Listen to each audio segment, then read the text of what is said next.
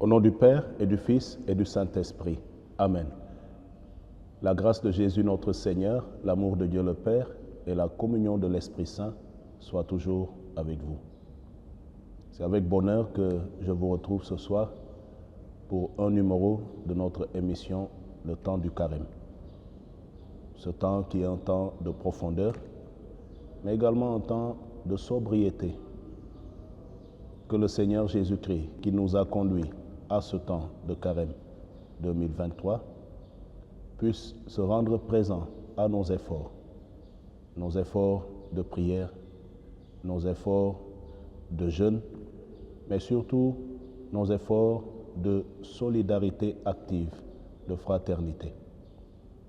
Nous sommes heureux également d'être rejoints dans cette dynamique par nos frères musulmans, alors que le Seigneur leur accorde également un ramadan fécond.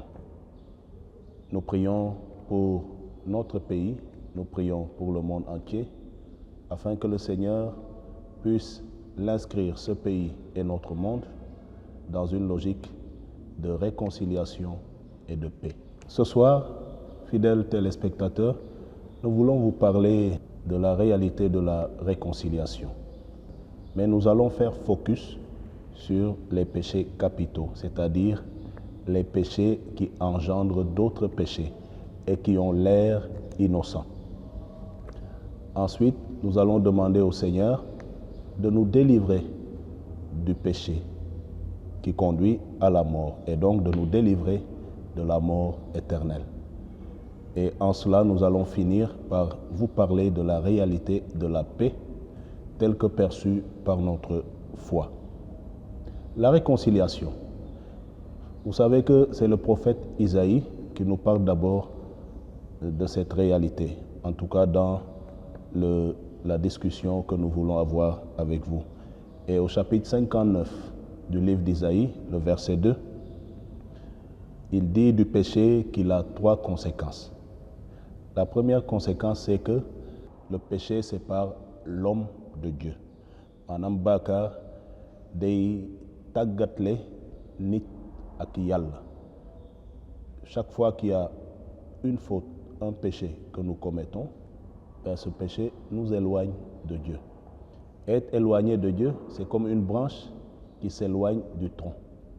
Donc, cette branche ne peut plus profiter des bienfaits de l'arbre, donc de la sève nourricière qui monte et qui nourrit toutes les branches. Cette branche court le risque de se dessécher à coup sûr. La deuxième conséquence du péché, parmi les 4 que nous avons répertoriés, c'est que le péché cache à l'homme la face de Dieu. Maanaam bàkkaar day nëbb nit xar kanamu Yàlla. Si nous nous rappelons, au jardin d'Éden, quand Dieu a fait une œuvre grande et belle, et que par bonté, il a créé un homme. Il a placé l'homme dans toute sa création pour qu'il en devienne le maître et le Seigneur. Alors tout allait bien, mais quand la faute a intervenu, l'homme s'est caché devant la présence du Seigneur. Alors le péché nous cache le visage de Dieu. Troisièmement, le péché empêche à Dieu d'écouter. Lorsque nous prions et que nous sommes dans une situation de péché, le Seigneur écoute difficilement. Il n'entend plus parce que le péché ne nous rend plus capables de lui parler. Le péché prend cette capacité que nous avons à entrer en dialogue avec le Seigneur. Alors, enfin, le péché, notamment le péché de méchanceté. Nous dit-on au chapitre 48, le verset 22 du livre du prophète Isaïe, la méchanceté chasse la paix. Maanaam iñaan day dàq jàmm. Il faut absolument que nous puissions réfléchir sur ces conséquences et nous les retrouverons forcément quelque part dans un coin de notre vie. Selon la Genèse, au chapitre 4, du verset 13 au verset 14, le péché entraîne 3 choses. D'abord, l'exclusion, le vagabondage et l'errance. Et vous voyez notamment le paradigme de Caïn qui a tué son frère Abel et qui se retrouve être un errant sur la terre. Mais le Seigneur met sur lui un signe pour que Caïn ne soit pas livré au premier venu. Même si nous avons péché, le Seigneur ne nous abandonne pas. Et il nous aime tous d'un amour égal.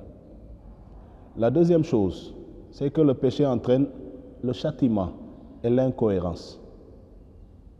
Ce qui nous arrive, en tout cas de mal, régulièrement, c'est la conséquence du péché.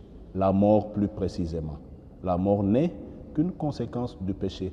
Et le Seigneur Jésus-Christ vient nous délivrer du péché qui entraîne à la mort. Et donc, il vient nous délivrer de la mort, lui le premier ressuscité d'entre les morts. Enfin, le péché entraîne la vulnérabilité. Ça veut dire quoi?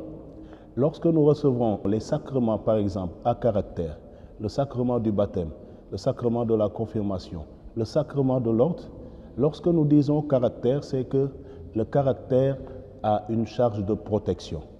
Autrement dit, si nous faisons du mal à autrui, nous ouvrons une porte pour que le mal nous touche aussi. Alors, c'est pour ça, la règle d'or, c'est que ce que tu ne veux pas qu'on te fasse, ne le fais pas à l'autre. Le péché ouvre en nous des brèches qui permettent au mal de rentrer et justement de rentrer plus en profondeur. Donc, il faut très vite, justement, boucher toutes les entrées qui sont ouvertes dans notre vie spirituelle. Remercions le Seigneur pour cette intelligence qu'il nous donne de sa présence et de ses œuvres. La mort de Jésus, ce qui est beau, nous a réconciliés avec Dieu. C'est ce que nous dit saint Paul dans la lettre aux Romains, le chapitre 5, le verset 10. Quiconque affectionne la chair est ennemi de Dieu, parce que la chair n'engendre rien de bon. C'est saint Paul qui nous le dit également au chapitre 8 de l'Épître aux Romains, le verset 7. Et enfant de colère, celui qui marche dans le péché, selon le train de ce monde, selon l'esprit qui agit dans les fils de la rébellion. C'est ce que nous dit saint Paul également dans la lettre aux Éphésiens, le chapitre 2, du verset 1 au verset 3. Ces derniers sont étrangers à la vie de Dieu à cause de trois choses, nous explique l'apôtre des nations. On est étranger à la vie de Dieu à cause de trois choses. La première, à cause d'une ignorance aux apparences savantes. Une ignorance aux apparences savantes. Donc, nous nous cachons derrière une apparence, mais en fait, nous ne connaissons pas vraiment. La deuxième chose, à cause d'une intelligence obscurcie.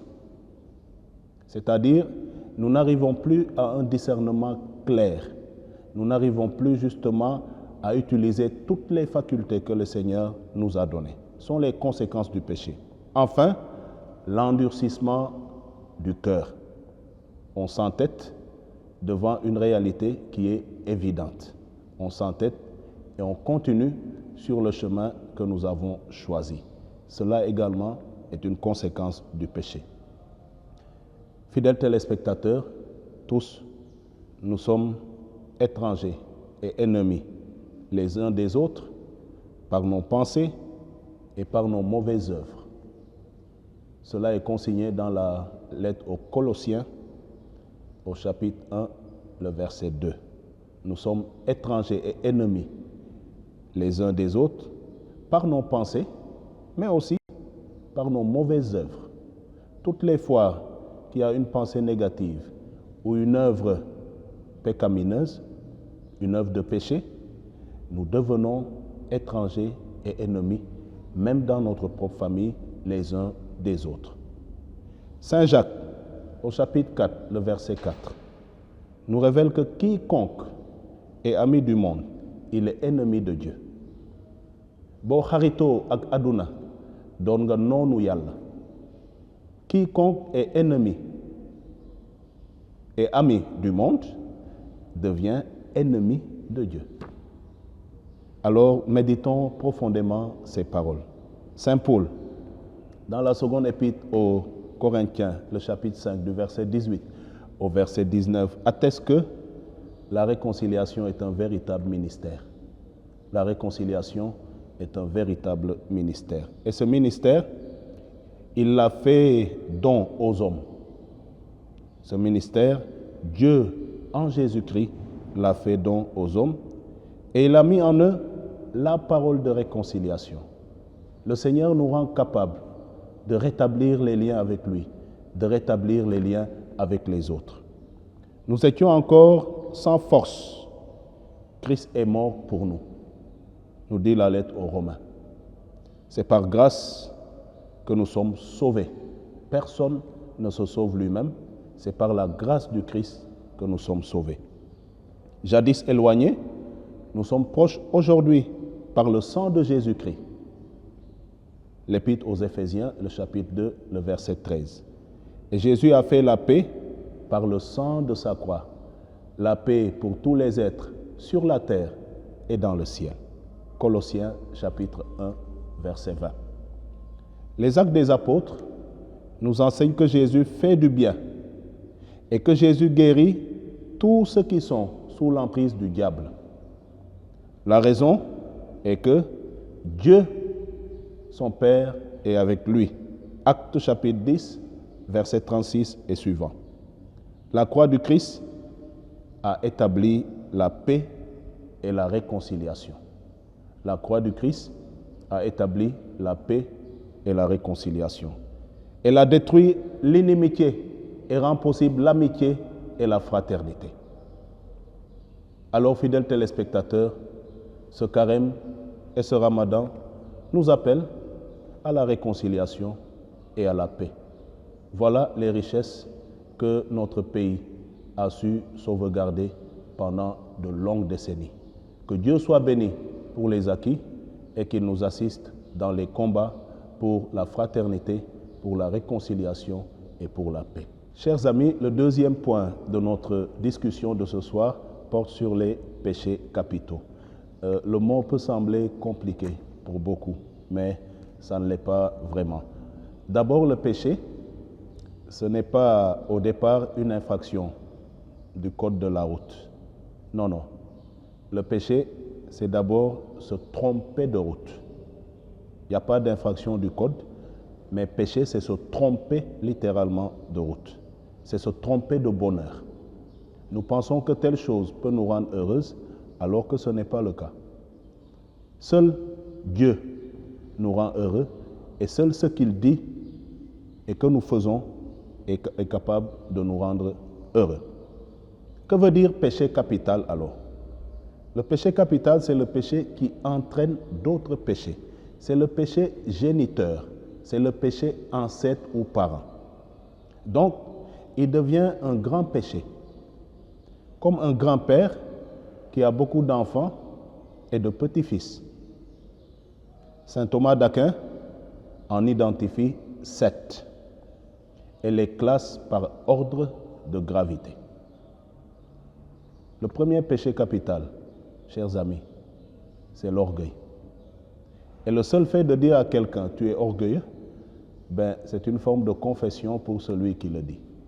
Parce que l'orgueil est tapi en chaque homme. C'est le péché maître, c'est lui qui a la maîtrise. Il engendre tous les autres, tous les autres. L'orgueil, nous enseigne le catéchisme, c'est l'état de celui qui accorde trop d'importance à sa personne. Trop poussé, l'orgueil fait perdre la foi. Parce que, à un moment, on croit pouvoir se passer de Dieu. On ne compte que sur soi. C'est le péché capital, maître, et c'est le péché qui engendre tous les autres péchés. Le deuxième péché capital, c'est l'envie. L'envie. L'orgueil, on peut le traduire par yegsabop. L'envie, c'est nye wante. L'envie est l'ombre du désir. Le désir peut être sain. Et le désir alimenté des meilleures intentions Alors désirer et juger sont les deux piliers de notre être, et notre être se construit par imitation ou par frustration. Imitation.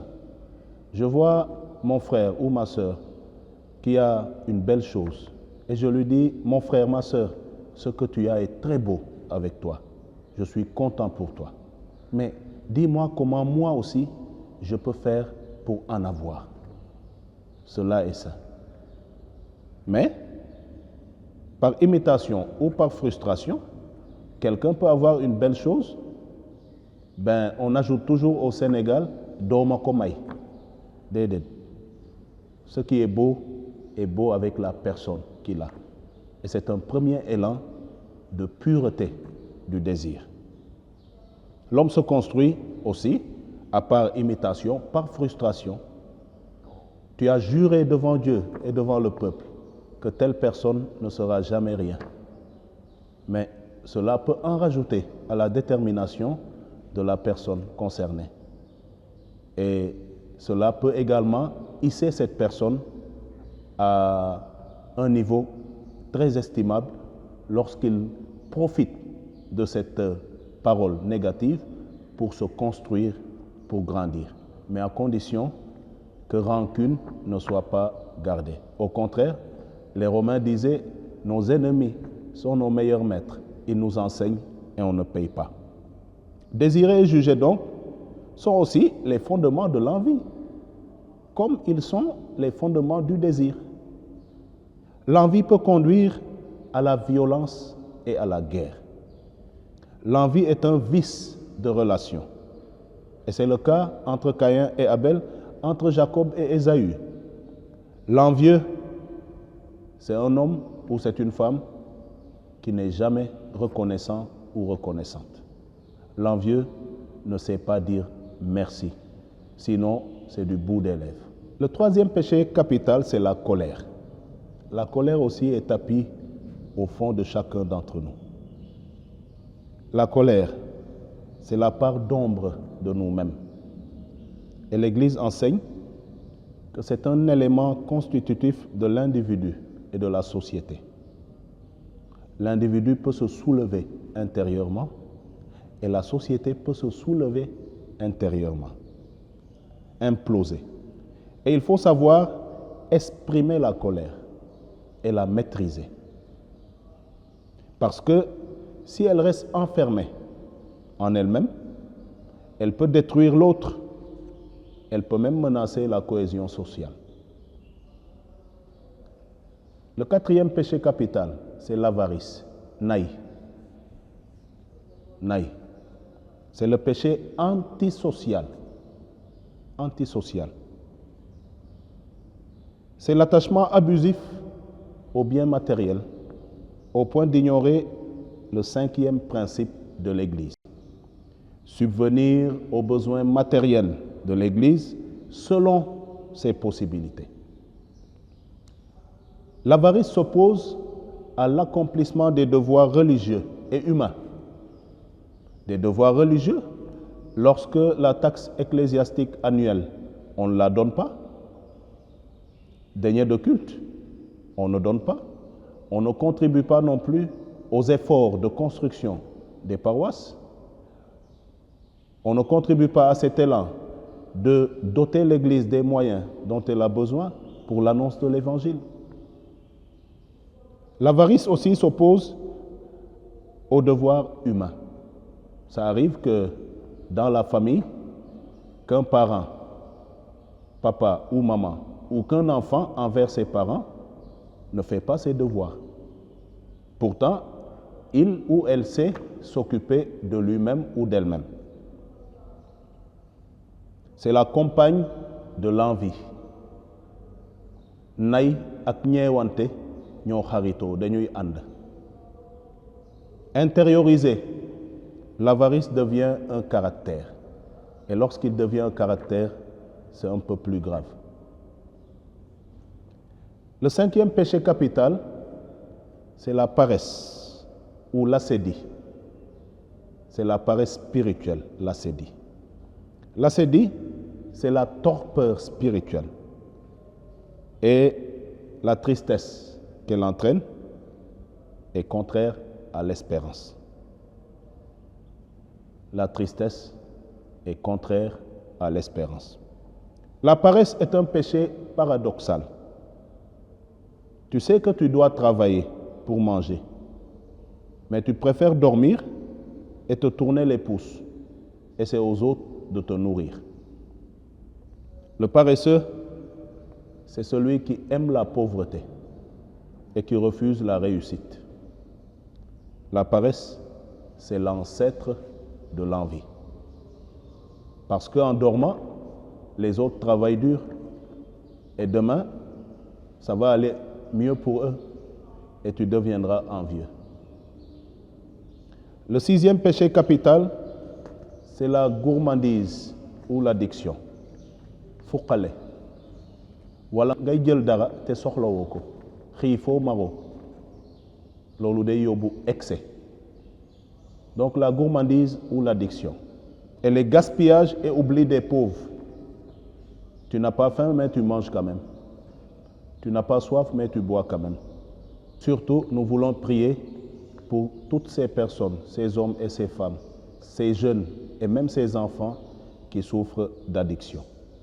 Addiction à la drogue, addiction à l'alcool, addiction à d'autres substances nocives. La gourmandise suscite l'éveil de tous les sens. Elle devient initiatrice de bien d'autres plaisirs. Elle alimente l'impureté. La gourmandise ou l'addiction alimente l'impureté.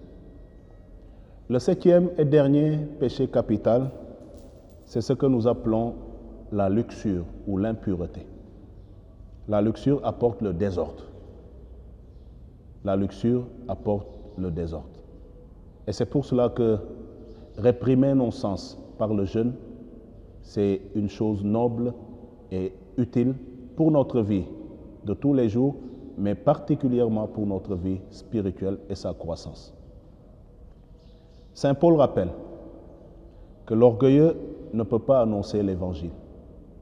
La raison est qu'il va user d'un langage sophistiqué et il va chercher à étaler ses connaissances.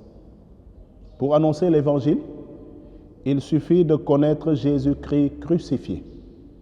Pour cela, l'apôtre est conscient de sa faiblesse et il fait face à ses peurs. Autrement dit, celui qui annonce l'évangile peut se sentir faible et peureux. Mais il laisse le Saint-Esprit et sa puissance prendre le contrôle de son être entier. C'est de cette manière qu'après forte souffrance, que l'apôtre Paul convainc les chrétiens de Corinthe et d'ailleurs, il les convainc à adhérer au Christ. Celui qui appartient au Christ reçoit une triple bénédiction, 3 bénédictions. C'est ce que nous dit le prophète Isaïe, chapitre 58, du verset 7 au verset 10. La première bénédiction, c'est qu'il devient un homme de lumière.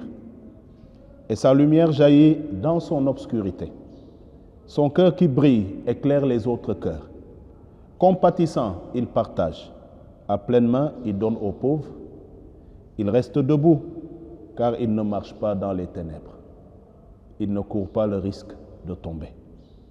La deuxième bénédiction, il devient un homme de force. Pas la force physique, les muscles, non. Ses forces reviennent vite lorsqu'il les perd, lorsqu'il est découragé à terre. Il ne craint pas l'annonce d'un malheur, c'est un homme serein. Il est serein en toutes circonstances. Son cœur reste ferme parce qu'il prend appui, pas sur lui-même et ses possibilités, pas sur un autre homme, mais il prend appui sur le Seigneur. Et parce qu'il s'appuie sur le Seigneur, il est confiant. Troisième bénédiction, il devient un homme de justice. Sa justice marche devant lui et la gloire du Seigneur marche derrière lui. Il mène ses affaires en toute droiture. Il ignore les conciliabules ténébreux. C'est un ami de la vérité et non un ami des hommes. La vérité, c'est le Christ. La justice de l'ami du Christ, se maintient à jamais. Toujours, nous dit l'Écriture, on fait mémoire de l'homme juste. Voilà les 3 bénédictions qui reviennent à celui qui appartient à Dieu. L'homme de lumière, de force et de justice remplit 2 conditions majeures. La première, il comble les désirs du malheureux en honorant ces 4 exigences de charité. Donner de son pain à celui qui a faim, accueillir celui qui n'a pas de maison, couvrir celui qui est nu et non le laisser nu ou aggraver sa nudité, le vilipender, rester présent à son semblable. Deuxième condition ou deuxième exigence majeure, il honore les 2 exigences de conversion en faisant disparaître de chez lui le joug. Ça veut dire le poids qu'il pose sur les autres. Et il fait disparaître de chez lui également la parole malfaisante. Et on nous le dit, si vous devez parler, dites des choses bonnes et constructives, bienveillantes pour ceux qui les écoutent. Fidèles téléspectateurs, puissions-nous accepter dans notre cœur et de manière sincère les appels de l'Évangile pour que notre lumière brille devant les hommes. Voyant ce que nous faisons de bien, ils pourront glorifier Dieu notre Père. Sœurs et frères, nous sommes à la fin de ce numéro de notre émission, Le Temps du Carême. J'étais particulièrement heureux de pouvoir échanger avec vous autour du Christ Seigneur, d'échanger ensemble autour de la parole, mais je suis d'autant plus heureux que nous marchons résolument vers la Pâque. Dimanche dernier, nous avons fêté le dimanche Létaré, réjouissez-vous, et nous étions à la croisée de la couleur violette et de la couleur blanche, ce qui a donné le rose. C'est une annonce de la joie de Pâques, malgré les épreuves du temps présent. Alors que le Seigneur vous donne à tous et à toutes d'être victorieux et victorieuses de toute épreuve et de tout mal. Je vous souhaite une excellente soirée et je vous souhaite un excellent week-end dans le Seigneur Jésus-Christ. Vivez et portez-vous bien.